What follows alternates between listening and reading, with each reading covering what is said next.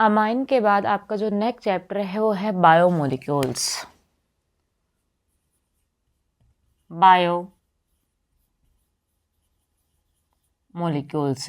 Biomolecules क्या होते हैं? हम अमाइन में हम देखा मेथड ऑफ प्रिपरेशन देखी, एनिन के बारे में देखा, उसके बाद कुछ केमिकल रिएक्शन देखे एनिन की। उसके बाद हमारा जो नेक्स्ट टॉपिक स्टार्ट होता है वो है बायोमोलिक्यूल। अब सबसे पहली बात आती है कि व्हाट इज बायोमोलिक्यूल। बायोमोलिक्यूल क्या होते हैं? बायोमोलिक्यूल वे नेचुरल ऑर्गेनिक कंपाउंड है जो एसेंशियल रिक्वायरमेंट होते हैं हमारे लिविंग ऑर्गेनिज्म के लिए, चाहे प्लांट है या एनिमल है।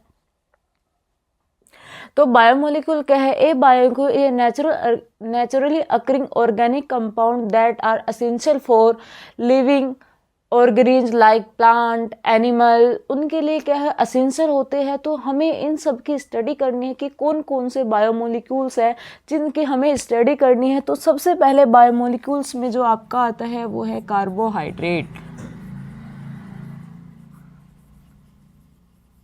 हम डिस्कस करेंगे what is the carbohydrate, carbohydrate कितने टाइप के होते हैं। सेकंड बायोमोलिक्यूल की कैटेगरी में मेरे पास आता है प्रोटीन।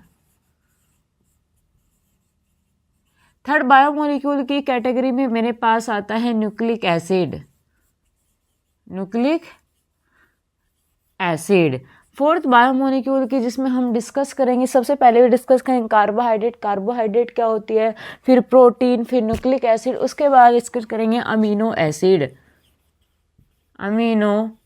एसिड।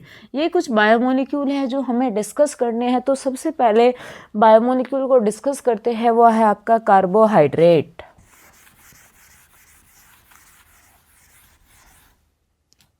फिर जो मेरे पास बायोमोलिक्यूल है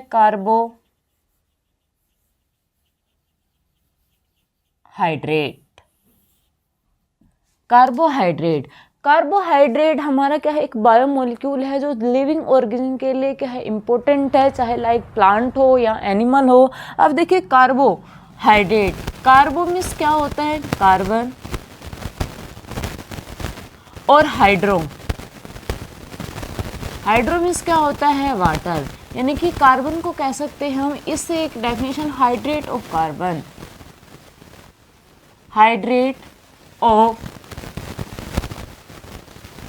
यानी कि कार्बोहाइड्रेट को क्या कहते हैं? Hydrate of carbon. कार्बन के hydrate of carbon is known as carbohydrate. अब कार्बोहाइड्रेट का जो जनरल फॉर्मूला होता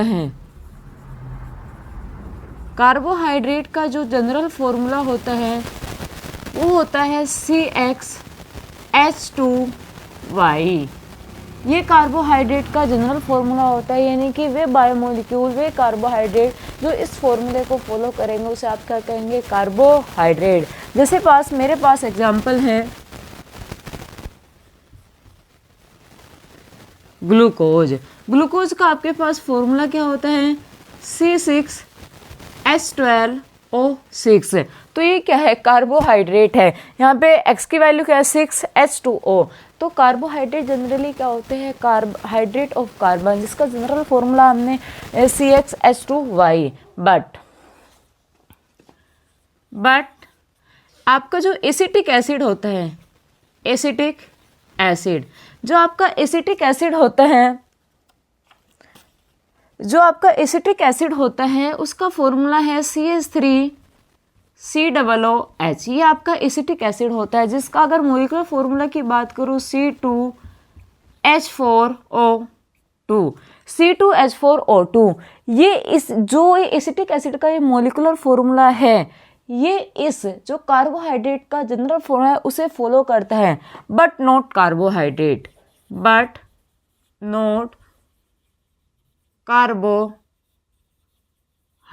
एसिटिक एसिड क्या है? एक ऑर्गेनिक कंपाउंड है।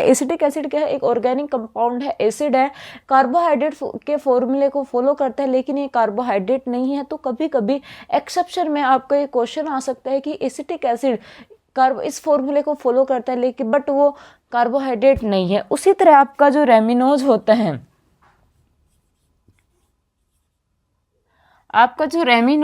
है, वो आपका है C6H12O5। ये आपका रेमिनोज होता है। रेमिनोज क्या है?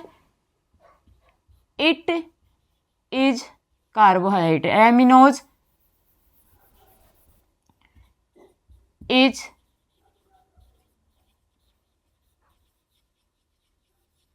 कार्बोहाइड्रेट। रेमिनोज एक कार्बोहाइड्रेट है but can not follow this formula, यानी कि रेमिनोज एक कार्बोहाइड्रेट है लेकिन वो इस फॉर्मूले को फॉलो नहीं करता है। तो ऐसे बहुत से कंपाउंड होते हैं, बहुत से कार्बोहाइड्रेट होते हैं जो इस फॉर्मूले को फॉलो नहीं करते हैं लेकिन कार्बोहाइड्रेट की कैटेगरी में आते हैं।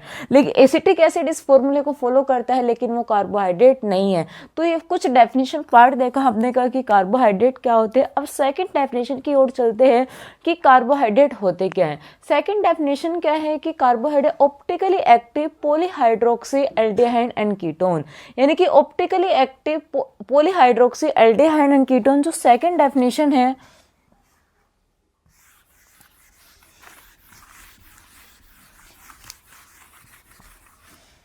कार्बोहाइड्रेट की optically active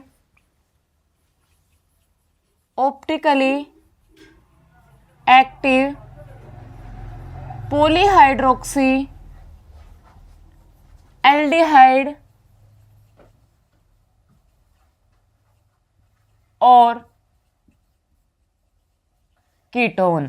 optically active polyhydroxy aldehyde ketone is known as carbohydrate की कैटेगरी में आते हैं। अब पॉलीहाइड्रोक्सी का मीनिंग क्या होता है?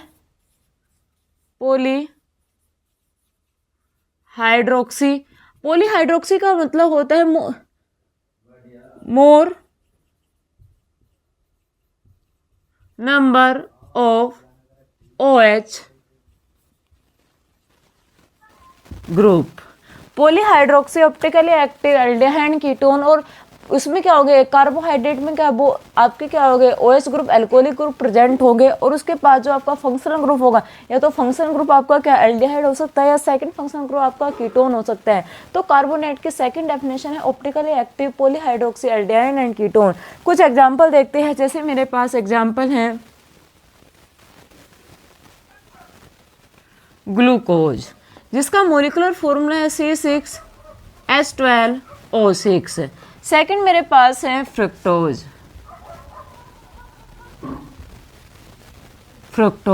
जिसका मोलिकुलर फॉर्मूला है C6H12O6। ग्लूकोज और फ्रक्टोज का दोनों का मोलिकुलर फॉर्मूला क्या होता है, सेम होता है, बट जो आपका ग्लूकोज है, ग्लूकोज में एल्डिहाइड ग्रुप प्रेजेंट होता है। ग्लूकोज में एल्डिहाइड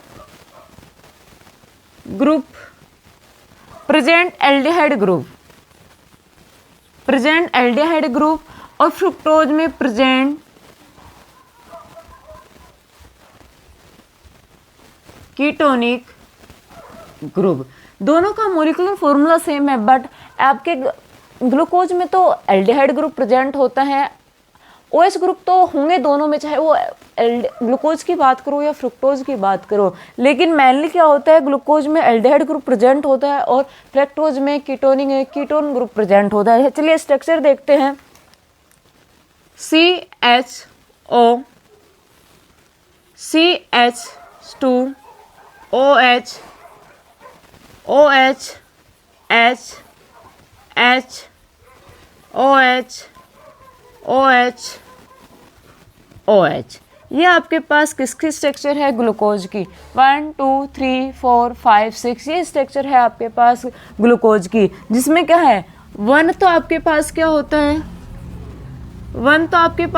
है, प्राइमरी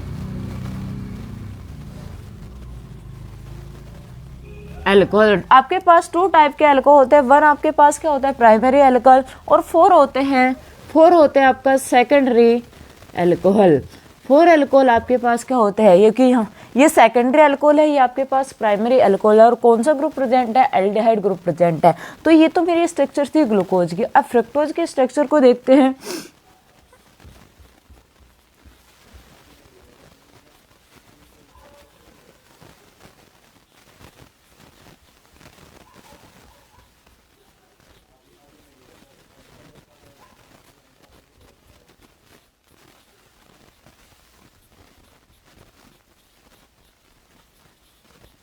ये मेरी स्ट्रक्चर होती है फ्रुक्टोज की। फुल फ्रुक्टोज में 2 आपके पास क्या होता है, प्राइमरी अल्कोहल ग्रुप होते हैं, और आपके पास 3 क्या होता है, सेकेंडरी अल्कोहल होते हैं। यानी कि 2 तो प्राइमरी अल्कोहल होंगे और 3 मेरे पास 1 2 3 क्या होंगे, सेकेंडरी अल्कोहल। और उसमें क्या होता है, ये कौन सा ग्रुप है, ketonic group. Ketonic group present होता है।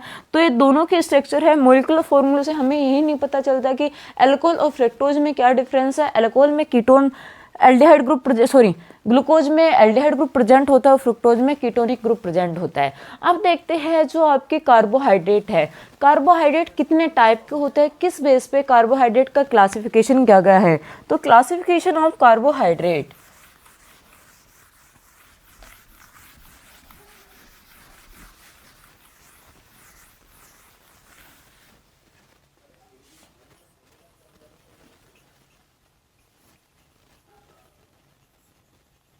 Classification of carbohydrate, classification of carbohydrate.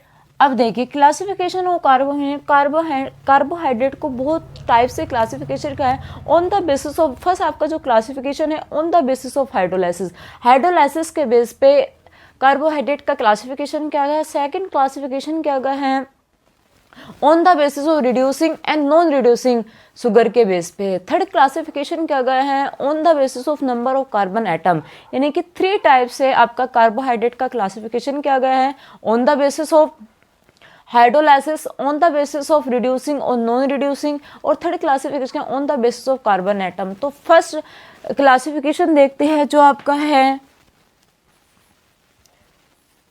On the basis of hydrolysis. Hydrolysis के बेस पे आपके जो कार्बोहाइड्रेट है वो कितने टाइप के होते हैं। तो आप अगर कार्बोहाइड्रेट की बात करें, मेनली 3 टाइप के आपके कार्बोहाइड्रेट होते हैं। फर्स्ट होता है मोनोसेक्राइड,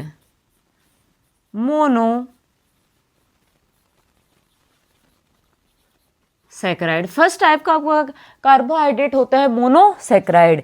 सेकंड टाइप का आपका कार्बोहाइड्रेट होता है ओलिगो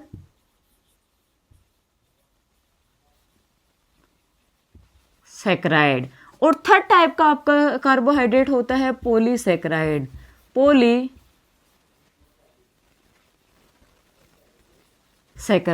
तो 3 टाइप के आपके हाइड्रोलाइसिस के बेस पे मोनोसेक्राइड, ओलिगोसेक्राइड एंड पॉलीसेक्राइड। अब मोनोसेक्राइड क्या होते हैं, मोनोसेक्राइड एक सिंपल यूनिट होते हैं कार्बो, यानी कि सबसे सिंपल यूनिट है कार्बोहाइड्रेट की। Can not further hydrolyse, can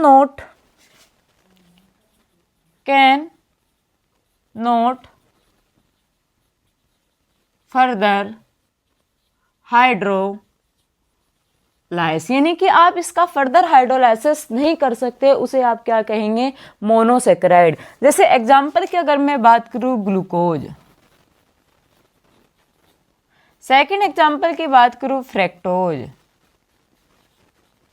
third example की अगर मैं बात करूं गैलेक्टोज।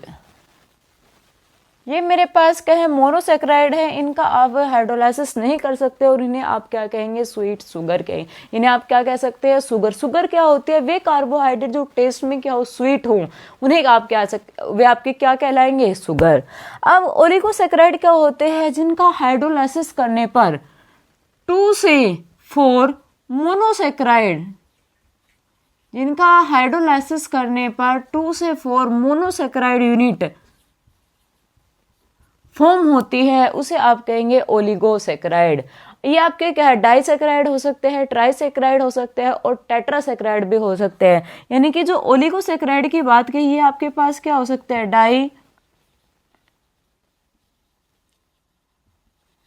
डाइसेक्राइड हो सकते हैं, ट्राइसेक्राइड हो सकते हैं, आपके पास टेट्रासेक्राइड हो सकते हैं, डाइसेक्राइड हो सकते हैं, ट्राइसेक्राइड हो सकते हैं, टेट्रासेक्राइड होते हैं। जैसे आपका एग्जांपल है, एग्जांपल की अगर मैं बात करूं,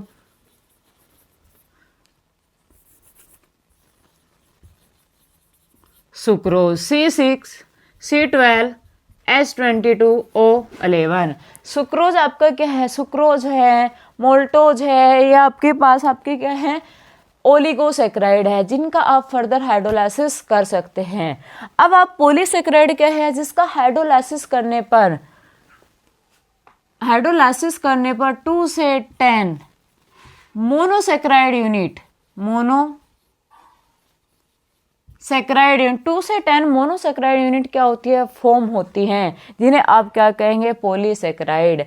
पॉलीसेक्राइड क्या होते हैं, इनसोल्यूबल इन वाटर, यानी कि जितने भी पॉलीसेक्राइड हो गए वो वाटर में इनसोल्यूबल होंगे, यानी कि वाटर में डिसॉल्व नहीं होंगे, और वो क्या होगी, नॉन शुगर होंगे। जितने भी आपके क्या मोनोसेक्राइड है वो आपके शुगर होंगे, और जितने पॉलीसेक्राइड है आपके पास क्या होंगे, नॉन शुगर होंगे। जैसे अगर मैं एग्जाम्पल की बात करूं, स्टार्च, अगर मैं सेकंड एग्जाम्पल की बात करूं, सेलुलोज, ये आपके पास कैसे कार्बोहाइड्रेट है, पॉलीसेक्राइड। तो हमने यहाँ डिस्कस किया था। अब देखते हैं हम कि ग्लूकोज की जो केमिस्ट्री में मेनली जो सबसे इम्पोर्टेंट है वो है आपका ग्लूकोज, कि ग्लूकोज की रिएक्शन पार्ट क्या होता है, ग्लूकोज कैसे फॉर्म होता है। तो सबसे पहले फर्स्ट मोनोसेक्राइड पे चलते हैं। अब बात अगर सेकंड क्लासिफिकेशन करूं मैं, on the basis of reducing and non reducing sugar. On the basis of reducing and non reducing sugar, reducing sugar वे होगी जो हमारा फेलिंग सॉल्यूशन या टोलन रेजेंट या बैंडिक रेजेंट को यानी कि ऐसे शुगर जो फेलिंग सॉल्यूशन, बैंडिंग सॉल्यूशन या टोलन रेडियो के साथ रिड्यूस हो जाए, ऐसे शुगर को कहेंगे reducing sugar. But non reducing sugar वे शुगर होगी जो बैंडिक सॉल्यूशन, फेलिंग सॉल्यूशन को रिड्यूस ना करे, ऐसी शुगर मेरे पास कहलाएगी नॉन रिड्यूसिंग शुगर। अब देखते हैं जो मेरा फर्स्ट है ग्लूकोज।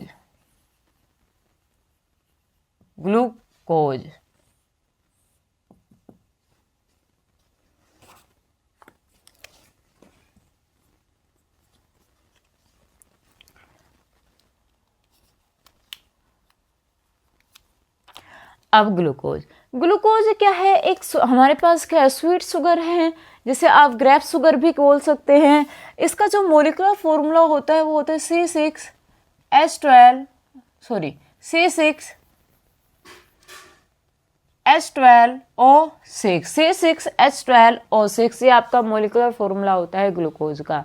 अब ग्लूकोज की जो स्ट्रक्चर होती है, अगर बात इसकी स्ट्रक्चर की करें, CH2OH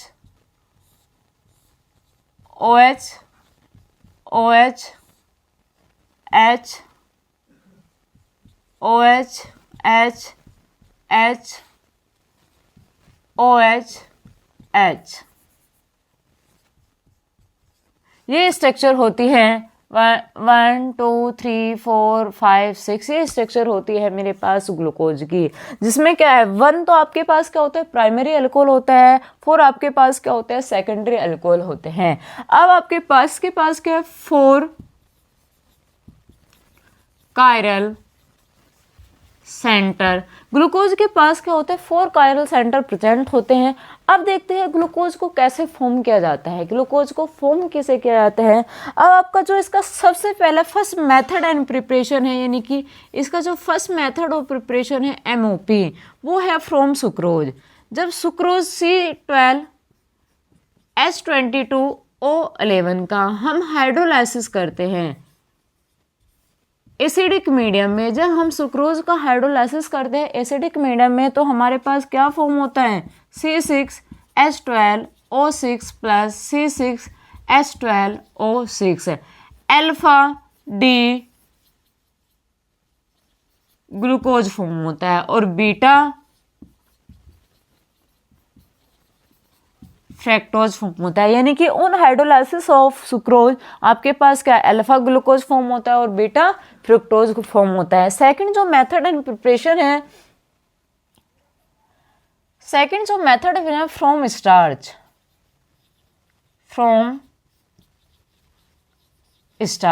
सेकंड जो मेथड एंड प्रिपरेशन है वो आपके पास है स्टार्च से। स्टार्च का फॉर्मूला क्या होता है, C6H10O 5। ये मेरे पास क्या होता है C6H10O5, ये मेरे पास स्टार्च होता है। जब स्टार्च के एन मॉलिक्यूल का आप हाइड्रोलाइसिस करते हो इन द प्रेजेंस ऑफ एसिड 370 98 या समथिंग कुछ टेम्परेचर होता है, इसका हाइड्रोलाइसिस करते हो तो आपके पास एन मॉलिक्यूल C6H12O6। मोस्टली जो ग्लूकोज के मेथड ऑफ प्रिपरेशन में जो सबसे अच्छा सोर्स है वो आपका स्टार्च से है। स्टार्च से आपके क्या है, एन मॉलिक्यूल ग्लूकोज का फॉर्मेशन होता है। तो हमने देखा कि हम सुक्रोज से ग्लूकोज का फॉर्मेशन कर सकते हैं, स्टार्च से ग्लूकोज का फॉर्मेशन कर सकते हैं। अब इसकी कुछ केमिकल प्रॉपर्टी को देखते हैं कि जो ग्लूकोज है वाटर में क्या है, सोल्यूबल है, कि इसकी कौन सी केमिकल प्रॉपर्टी है, कौन सी केमिकल प्रॉपर्टी को ये शो करता है। उसके बाद इसके स्ट्रक्चर, साइक्लिक स्ट्रक्चर को भी डिस्कस करेंगे। तो सबसे पहले देखते हैं chemical property of glucose.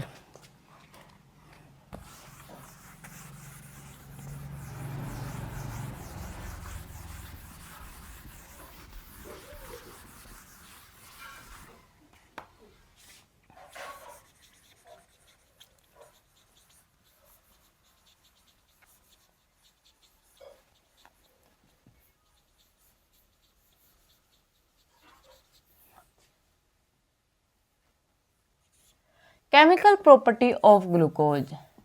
Chemical property of glucose में सबसे पहले जो केमिकल प्रॉपर्टी ऑफ ग्लूकोज होती है कि अगर ग्लूकोज की रिएक्शन, सबसे पहले अगर मैं बात करूं जो मेरी फर्स्ट रिएक्शन है, रिएक्शन विद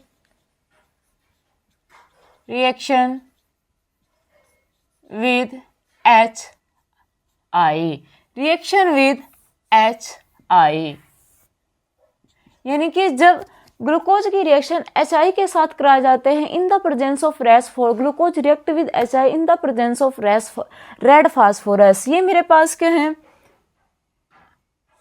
CH2OH ये मेरे पास क्या है, ग्लूकोज है। जब मैं इसकी रिएक्शन HI के साथ in the presence of red phosphorus की प्रेजेंस में कराती हूँ तो मेरे पास एक straight chain n hexane form होता है। किसका फॉर्मेशन होता है, एन हेक्सेन फॉर्म होता है, जिसका आपके पास 1 2 3 4 5 1 2 3 4 5 6 ये मेरे पास क्या है, हेक्सेन है। जिसका अगर मैं structure CH3 CH2 CH2 CH2 CH2 CH3 तो मेरे पास क्या फॉर्म होता है, एन हेक्सेन फॉर्म होता है जब मैं ग्लूकोज को रेड फास्फोरस की प्रेजेंस में हीट करती हूँ। सेकंड मेरे पास रिएक्शन है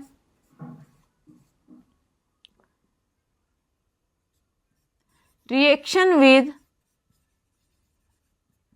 NH2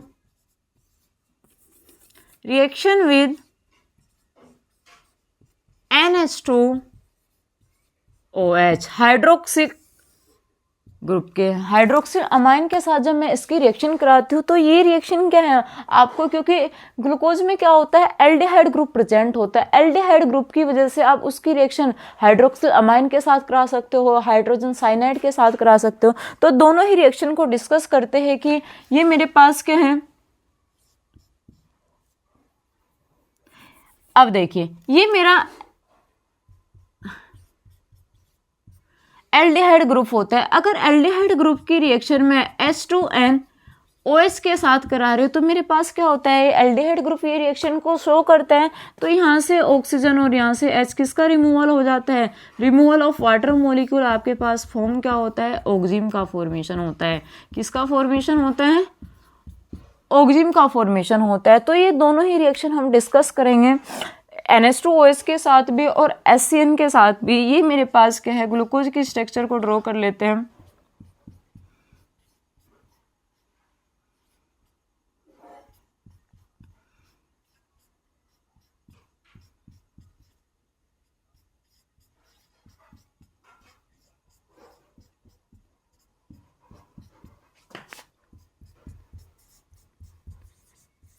ये मेरे पास ग्लूकोज की रिएक्शन है। अगर मैं इसकी रिएक्शन NH2OH के साथ कराऊँ तो मेरे पास किसका फॉर्मेशन होता है? ऑक्जिम का फॉर्मेशन होता है। सेकंड, अगर मैं इसकी रिएक्शन HCN के साथ कराऊँ तो मेरे पास किसका फॉर्मेशन होता है? साइनोहाइड्रीन का फॉर्मेशन होता है। किसका फॉर्मेशन होता है?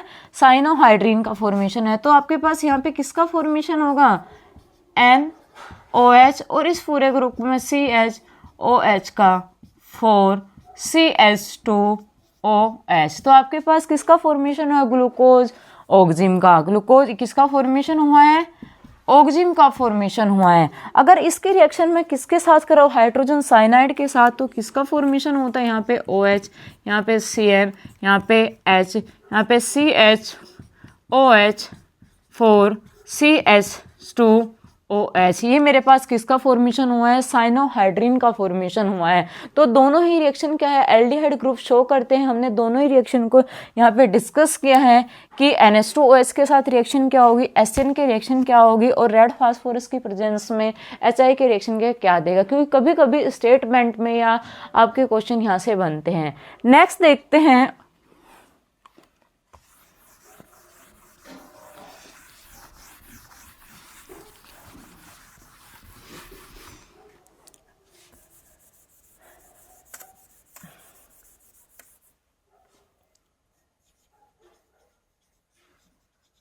reaction with bromine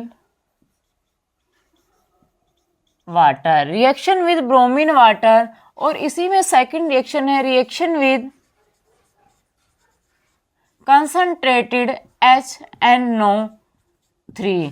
concentrated NO3 आप इसे कह सकते हैं, दोनों को कंबाइन करके ये कौन सी रिएक्शन है? Oxidation reaction. आप ये कौन सी रिएक्शन है? ऑक्सीडेशन। यानी कि हमें अब ग्लूकोज का ऑक्सीडेशन कराना है कि ब्रोमीन वाटर से ग्लूकोज में क्या फॉर्म होता है और कंसंट्रेटेड H3 की प्रेजेंस में ग्लूकोज में क्या फॉर्म होता है। ये मेरे पास ग्लूकोज है,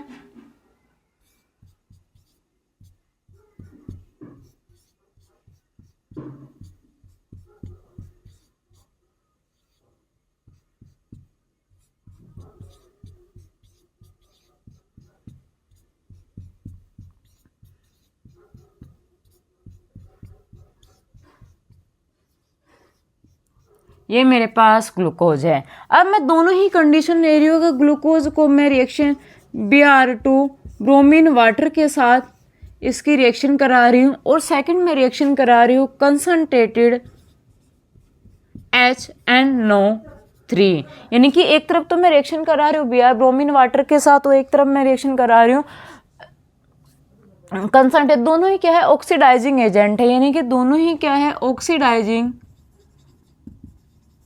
एजेंट है। दोनों ही क्या है? ऑक्सीडाइजिंग एजेंट है। अब टू टाइप के आपके ऑक्सीडाइजिंग हो जाएंगे। ये आपका क्या है? Bromine water. ये आपका क्या है? Mild oxidizing. ये आपका क्या है? माइल्ड ऑक्सीडाइजिंग एजेंट है। ये आपका क्या है? Mild oxidising agent. इन दोनों ही रिएजेंट का फंक्शन क्या है? जो आपका एल्डिहाइड ग्रुप होता है, जो आपका एल्डिहाइड ग्रुप होता है, एल्डिहाइड ग्रुप को किस में कन्वर्ट कर देते हैं? कार्बोक्सिलिक ग्रुप में कन्वर्ट कर देते हैं। ब्रोमीन क्या है? माइल्ड ऑक्सीडाइजिंग एजेंट है, और आपका HNO3 क्या है? स्ट्रॉन्ग ऑक्सीडाइजिंग एजेंट है। ब्रोमीन वाटर आपका माइल्ड ऑक्सीडाइजिंग एजेंट है, और ये आपका क्या? स्ट्रॉन्ग ऑक्साइड है। तो माइल्ड ऑक्सीडाइजिंग होने की वजह से जो आपका एल्डिहाइड ग्रुप को ही, ये एल्डिहाइड ग्रुप को ही किस में कन्वर्ट कर देता है? कार्बोक्सिलिक ग्रुप में कन्वर्ट कर देता है। लेकिन जो आपका प्राइमरी अल्कोहल है, प्राइमरी अल्कोहल को ये कार्बोक्सिलिक ग्रुप में कन्वर्ट नहीं कर पाता है ड्यू टू माइल्ड ऑक्सीडाइजिंग होने की वजह से। अब आपका जो HNO3 है, HNO3 आपका एल्डिहाइड ग्रुप के साथ साथ, यानी कि एल्डिहाइड ग्रुप के साथ साथ आपका जो प्राइमरी अल्कोहल ग्रुप है, दोनों को किस में कन्वर्ट कर देता है? कार्बोक्सिलिक ग्रुप में कन्वर्ट कर देता है due to strong oxidizing agent की वजह से। अब देखें इसमें क्या होंगे? जो आपका एल्डिहाइड ग्रुप होगा, एल्डिहाइड ग्रुप किस में कन्वर्ट हो जाएगा? COOH ग्रुप में कन्वर्ट हो जाएगा। तो आपकी स्ट्रक्चर क्या है? COOH CHOH 4CH2O एच, ये आपका है ग्लूकोनिक एसिड। कभी कभी आपको ये क्वेश्चन बनता है कि जब ग्लूकोज का ऑक्सीडेशन कराया जाता है ब्रोमीन वाटर के साथ तो आपका कौन सा प्रोडक्ट फॉर्म होता है, सैक्रिक एसिड, ग्लूकोनिक एसिड। तो इस तरह के आपके क्वेश्चन बनते हैं। तो आपके पास अगर ब्रोमीन वाटर के साथ इसका ऑक्सीडेशन कराया जाता है तो आपको ग्लूकोनिक एसिड का फॉर्मेशन होता है। अगर आप कंसनट्रेटेड नाइट्रिक एसिड के साथ इसका है तो आपका जो प्राइमरी अल्कोहल है वो भी किस में कन्वर्ट हो जाता है, COOH ग्रुप में, COOH, COOH, COOH। तो आपका किसका फॉर्मेशन होता है, सैक्रिक एसिड का। किसका फॉर्मेशन होता है, सैक्रिक एसिड का फॉर्मेशन होता है। तो हमने ऑक्सीडेशन देखा कि ग्लूकोज का ऑक्सीडेशन अगर ब्रोमीन वाटर के साथ करेंगे तो आपका ग्लूकोनिक एसिड बनेगा, अगर माइल्ड स्ट्रॉन्ग ऑक्सीडाइजिंग एजेंट के साथ होने तो आपका सैक्रिक एसिड का फॉर्मेशन होगा। नेक्स्ट देखते हैं reaction with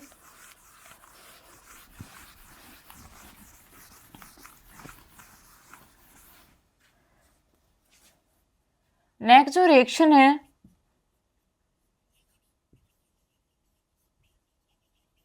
reaction with CH3COCl यानी कि असाइल क्लोराइड, या आप लिख सकते हैं AC2O के साथ, एसिटिक एनहाइड्राइड के साथ। अगर आपका glucose acyl chloride acetic anhydride के साथ रिएक्शन करता है तो आपका क्या फॉर्म होता है।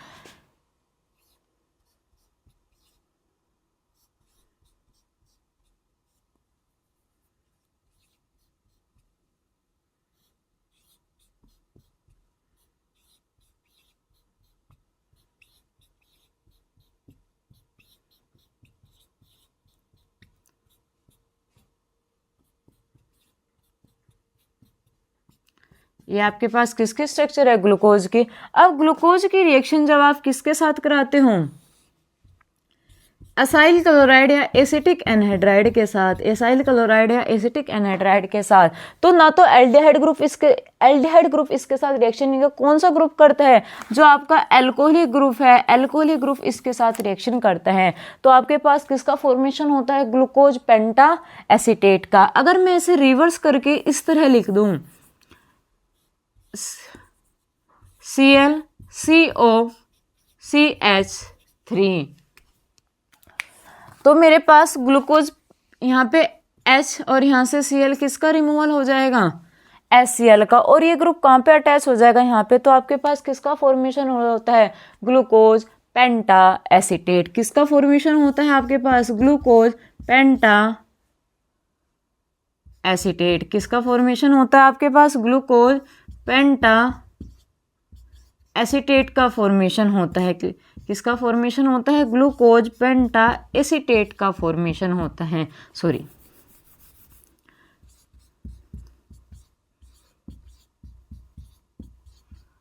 आपके पास किसका फॉर्मेशन होता है, ये आपके पास है ग्लूकोज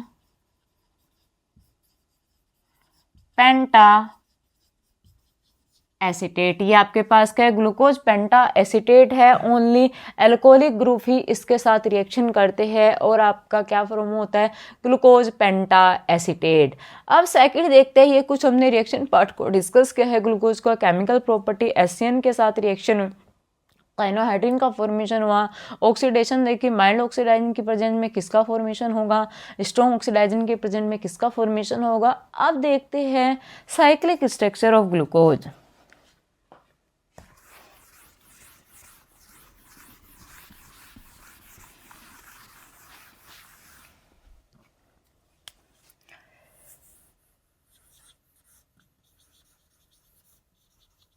स्ट्रक्चर ऑफ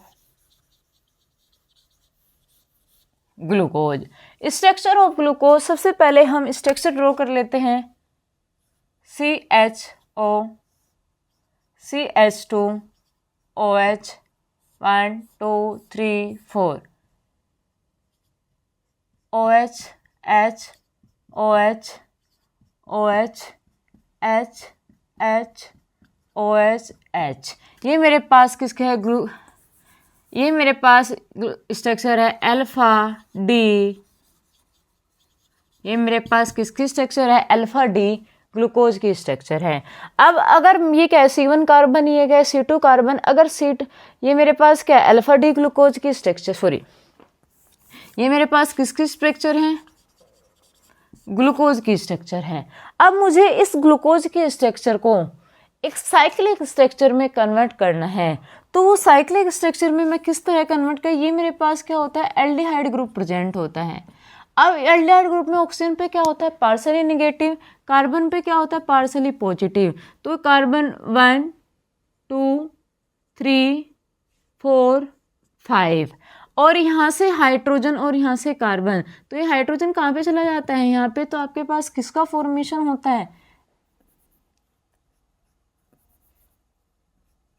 HCOH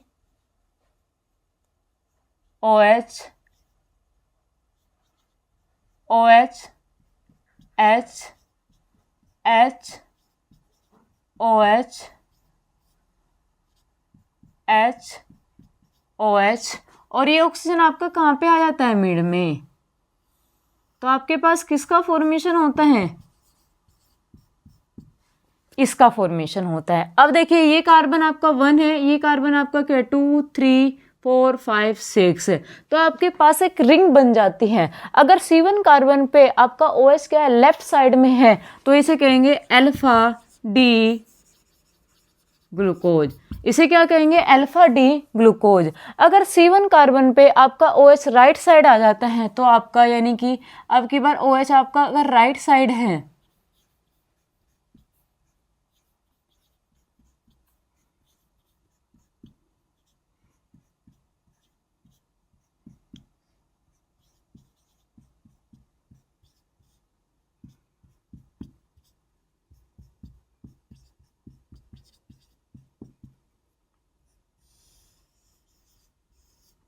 तो आपका यह बीटा डी ग्लूकोज, किसका फॉर्मेशन होता है, बीटा डी ग्लूकोज का फॉर्मेशन होता है। अब हमें देखिए 1 carbon 2 carbon 3 carbon 4 carbon 5 carbon, और बीच में क्या आएगी आपकी रिंग, यानी कि 6 कार्बन की आपके पास एक रिंग बनेगी।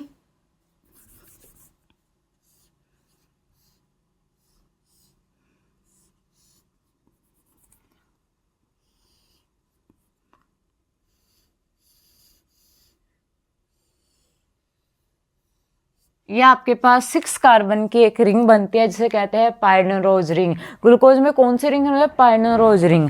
अब देखिए ये मेरे पास कार्बन 1, ये कार्बन 2, ये कार्बन 3, ये कार्बन 4 5, तो कार्बन 1 ये आपका carbon 1, carbon 2, carbon 3, carbon 4, carbon 5।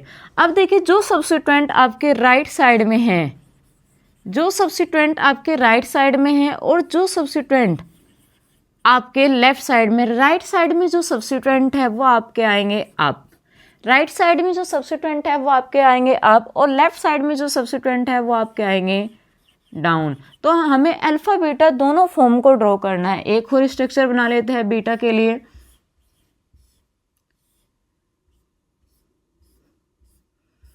अब दोनों स्ट्रक्चर को, क्योंकि हमें बस एक राइट साइड में जो ग्रुप है वो अप और लेफ्ट साइड में जो ग्रुप है वो डाउन। तो देखिए फर्स्ट कार्बन पे चलते हैं, राइट साइड में ऊपर क्या है H, नीचे क्या हो जाएगा OH। सेकंड कार्बन पे चलते हैं, S कहाँ पे है हमारा, राइट साइड में, तो ये क्या जाएगा अप। OH कहाँ है हमारा, लेफ्ट साइड में, तो ये क्या जाएगा डाउन। थर्ड कार्बन पे चलते हैं, OH क्या है हमारा अप साइड, H क्या है हमारा डाउन साइड। फोर्थ कार्बन पे चलते हैं, S क्या है हमारा अप, और OH हमारा क्या है डाउन। अब आपके पास कार्बन क्या है, यहाँ पे क्या आएगा आपका CH2OH। ये स्ट्रक्चर है अल्फा डी ग्लूकोज की, ये स्ट्रक्चर है हमारे पास अल्फा डी ग्लूकोज की। अब हमारे पास बीटा डी ग्लूकोज, बाकी सब तो सेम है, लेकिन C1 कार्बन पे हमारा एक्सचेंज है। जो OH ग्रुप हमारा लेफ्ट साइड था, अब की बार बीटा फॉर्म है, OH ग्रुप हमारा क्या राइट साइड है। तो अब की बार बस यहीं पे चेंज करना है, OH कहाँ पे जाएगा अप, H कहाँ पे जाएगा आपका डाउन। बाकी स्ट्रक्चर जितनी भी हमारी वो क्या रहेगी, सेम रहेगी। H OH OH H H OH CH2OH CH2OH। तो ये मेरे पास किसकी स्ट्रक्चर है, बीटा डी ग्लूकोज की स्ट्रक्चर है। तो ये रिएक्शन कुछ हमारा स्ट्रक्चर और साइक्लिक स्ट्रक्चर है, क्योंकि साइक्लिक स्ट्रक्चर से जो हम सक्रोज की स्ट्रक्चर देखेंगे, मेल्टोज की, उनके बीच में लिंकेज होती है, हमें फ्रुक्टोज की भी स्ट्रक्चर देखनी है। अब इन साइक्लिक स्ट्रक्चर, क्योंकि जो ये फिशर प्रोजेक्शन में जो स्ट्रक्चर है, ये कुछ तो रीजन होगा कि ये सारी प्रॉपर्टी एक्सप्लेन नहीं कर पाई जो हमें साइक्लिक स्ट्रक्चर की नीड पड़ी है। तो देखते हैं कौन कौन से ड्रॉबैक रहे इस स्ट्रक्चर से रिलेटेड, वो डिस्कस करेंगे। और फिर फ्रुक्टोज को दिखेंगे, फ्रुक्टोज की साइक्लिक स्टर क्या होती है, फ्रुक्टोज का फॉर्मेशन कैसे होता है। अभी तो आप एक दो बार इन सब जो आपकी स्ट्रक्चर है इनकी प्रैक्टिस कीजिए कि साइक्लिक स्टर एक दो बार आप इन स्ट्रक्चर को बनाएंगे तो आपकी क्या है, ये स्ट्रक्चर क्या हो जाएगी, कंफर्म हो जाएगी। अब बाकी देखते हैं, आपका जो सेकंड कार्बोहाइड्रेट है वो है आपका फ्रैक्टोज।